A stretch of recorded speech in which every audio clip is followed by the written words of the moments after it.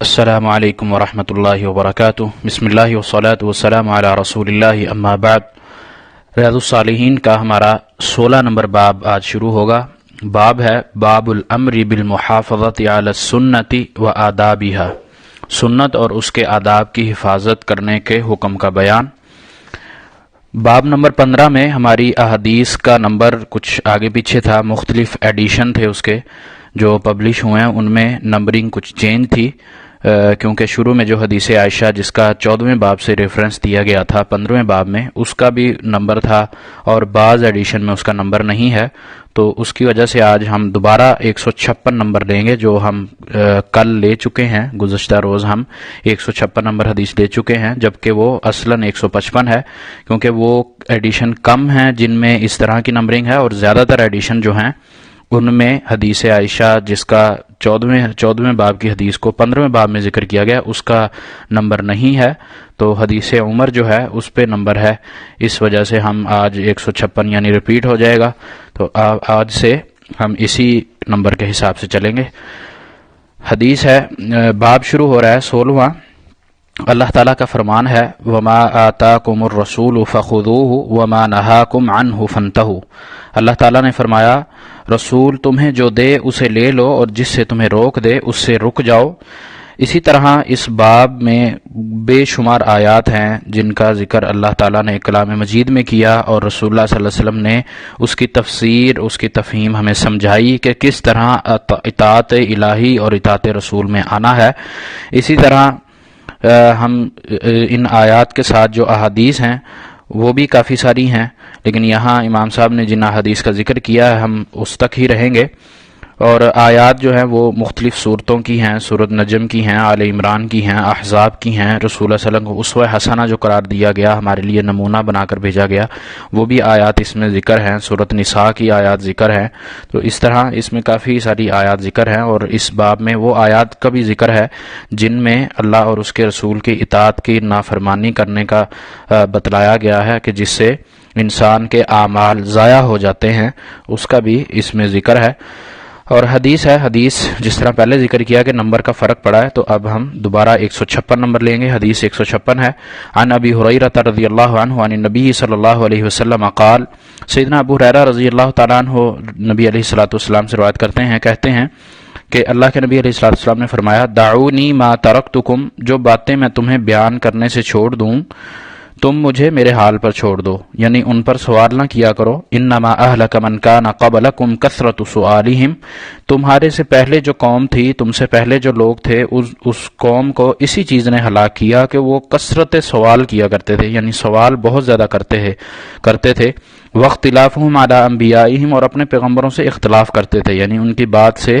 اختلاف کرنا، ان کی بات نہ ماننا یا اپنی رائے کو مقدم کرنا، یہ کام ان کا ہوا کرتا تھا۔ فَإِذَا نَهَيْتُكُمْ عَنْ شَيْءٍ فَاجْتَنِبُوهُ، پس جب میں تمہیں کسی چیز سے روکوں تو تم اس سے اجتناب کرو، یعنی رک جاؤ، منع ہو جاؤ۔ وَإِذَا أَمَرْتُكُمْ بِشَيْءٍ، جب تمہیں میں کسی چیز کا حکم دوں، فَأْتُوا مِنْهُ، تو تم اس کی اطاعت کرو، یعنی اس کو انجام دو، مستطاعتم، جتنی تم استطاعت رکھتے ہو یا جتنی تم طاقت رکھتے ہو۔ متفق علیہ، یہ بخاری اور مسلم کی حدیث ہے۔ رسول اللہ صلی اللہ علیہ وسلم کی اس حدیث میں ہمیں بہت بڑا سبق دیا جا رہا ہے کہ اعمال کا دار و مدار جو ہے وہ اطیع اللہ اور اطاعت رسول میں ہے، اللہ اور اس کے رسول کی بتلائی ہوئی بات میں ہے، اور جو اس کے خلاف جائے گا، جو اس سے ہٹے گا، تو اس کو اس مثال سے سمجھایا کہ پہلی قومیں جو اپنے مقرر کردہ نبی کی بات نہ مانتی تھیں تو وہ ہلاک کر دی گئیں، ان کو مار دیا گیا، ان پر اللہ کا عذاب نازل ہوا۔ تو اگر تم بھی یہی کام کرو گے تو تم بھی ہلاک کر دیے جاؤ گے، تم پر بھی آفتیں آئیں گی۔ اس چیز سے بچنے کے لیے اللہ کی اطاعت اور اس کے رسول کی اطاعت کرنا واجب ہے، اور اللہ نے ہمیں یہ جو زندگی دی ہے، ہمیں اس دنیا میں بھیجا ہے، وہ اسی مقصد کے لیے بھیجا ہے کہ ہم اپنی اس زندگی کو اللہ کے بتائے ہوئے طریقے پر، نبی علیہ الصلوۃ والسلام کے سکھلائے ہوئے طریقے پر گزاریں اور اپنی آخرت کو اچھا کریں۔ دنیا انسان کی مختصر ہے، اس کی عمر محدود ہے، اور وہ جیسے تیسے کٹ جانی ہے، لیکن اگر اس نے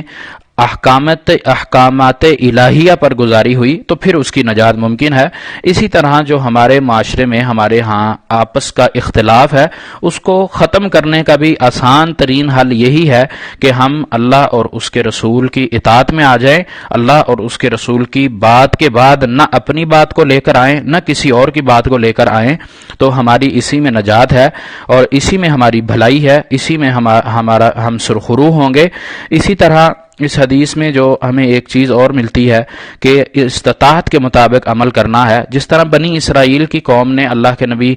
سے بار بار سوال کیے کہ ان کو گائے ذبح کرنے کا حکم دیا، تو وہ سوال کرتے رہے کس رنگ کی ہو، کس طرح کی ہو، موٹی، تو وہ جس طرح سوال کرتے گئے پھنستے گئے۔ اور اسی طرح ہم نے چند دن پہلے بھی ایک درس پڑھا تھا جس میں سیدنا عبداللہ بن عمر بن عاص رضی اللہ تعالیٰ عنہما سے روایت تھی کہ وہ روزوں کے متعلق، اپنے اعمال کے متعلق اپنے آپ پر وہ بڑھاتے گئے، جبکہ اللہ کے نبی نے مہینے میں 3 روزوں کا کہا، تو وہ بڑھاتے گئے تو پھر ان کا ہی کہنا تھا کہ میں زندگی کے آخری حصے میں اللہ کے نبی علیہ الصلوۃ والسلام کا وہ حکم کہ مہینے میں 3 روزے رکھو کافی ہے، یہی میں مان لیتا تو میرے لیے کافی تھا۔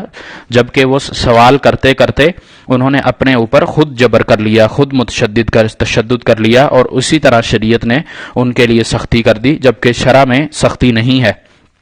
تو استطاعت سے مراد یہ چیز ہے کہ جتنی استطاعت انسان کو اللہ نے دی ہے وہ اتنی اطاعت کرے، اتنی استطاعت جو اس کو اللہ نے نوازی ہے، اللہ نے جو اس کو دی ہے، اس کے مطابق وہ اعمال کرے۔ لیکن اس سے دوسرا مراد بھی نہیں لینا کہ انسان سست ہو جائے، کاہل ہو جائے اور وہ کہے کہ مجھے استطاعت نہیں ہے، یا وہ گناہ کا کام کر رہا ہو اور وہ کہے کہ گناہ سے رکنے کی مجھے استطاعت نہیں ہے، بس گناہ ہو رہا ہے۔ یہ اس کا معنی قطعاً نہیں ہے۔ انسان کو برائی کے کام سے، گناہ کے کام سے بالکل بچنا ہے، ضروری بچنا ہے اور اپنے اوپر جبر کرنا ہے۔ استطاعت یہ ہے کہ اللہ نے اس کو جتنی طاقت دی ہے، جتنی اس کے جسم میں جان ہے، اتنی وہ کوشش کرے، اتنا وہ عمل کرے، تو اس میں جتنی اس کی نیت خالص ہوگی اس حساب سے اللہ تعالیٰ اس کو اجر دے گا، نہ کہ وہ سستی اور کاہلی کا اور سہل پسندی کا شکار ہو کر استطاعت پر اس چیز کو ڈال دے کہ جی استطاعت اتنی ہے، توفیق اتنی ہے۔ نہیں، اس طرح قطعاً نہیں ہے، بلکہ اس کی کوشش، اس کی کامیابی اسی میں ہے کہ وہ زیادہ سے زیادہ نیک اعمال کرے، زیادہ سے زیادہ اللہ اور اس کے رسول کی اطاعت میں آئے، یہی اس کی کامیابی ہے اور یہی اس کے نجات کا باعث ہوگا۔ اللہ تعالیٰ سے دعا ہے کہ اللہ تعالیٰ ہمیں صحیح سمجھ کر عمل کرنے کی توفیق عطا فرمائے اور ہمیں اطاعت الہی اور اطاعت رسول میں آنے کی توفیق دے، اور ہمارے اندر جو مختلف اختلافات ہیں، وہ مذہبی ہیں، دینی ہوں یا دنیاوی ہوں، جو بھی اختلافات ہیں ان کو ہمیں اللہ اور اس کے رسول کی بات پر لا کر ختم کرنے کی توفیق دے، اور ہمیں اپنی بات یا کسی اور کی بات کو نبی صلی اللہ علیہ وسلم اور اللہ کی بات سے مقدم نہ کرنے کی توفیق دے۔ اللہ تعالیٰ سے دعا ہے کہ اللہ تعالیٰ ہمیں سمجھ کے ساتھ یہ زندگی گزارنے کی توفیق دے۔ وما توفیقی الا باللہ، علیہ توکلت و الیہ انیب۔